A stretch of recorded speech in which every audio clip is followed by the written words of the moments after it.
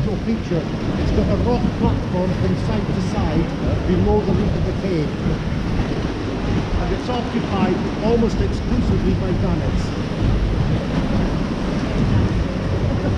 Sorry, I told something completely wrong. Guillemots. I've got gannets on my head. Guillemots. If you do see a guillemot dive off the cliff into the water, try and follow it. For the first few feet, you'll see it swimming underwater with its wings. We've noticed there's not quite as many gannets in this cave as previously. It used to be like a crowded tube train on a Friday afternoon. But what we have noticed is the gannets have gone onto parts of the cliff that they didn't last year. Now the gannet, sorry, I keep getting, the guillemots, sorry, the guillemots have gone onto parts of the cliff that they didn't before.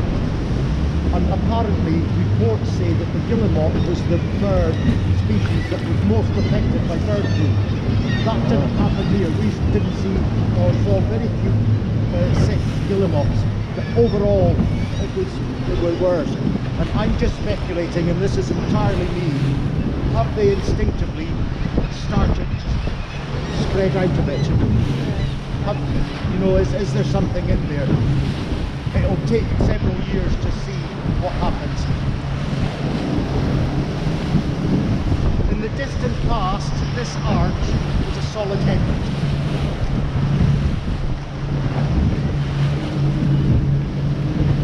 Our boat is called Geo Explorer.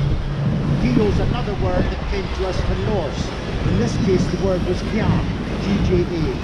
And in Old Norse, a Gja is a steep-sided rocky inlet. And that's what you're going to see here. From Gja, we've got Geo.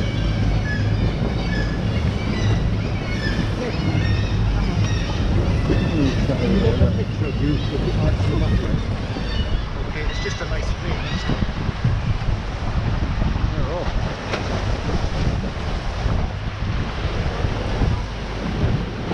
It's dive underwater as well.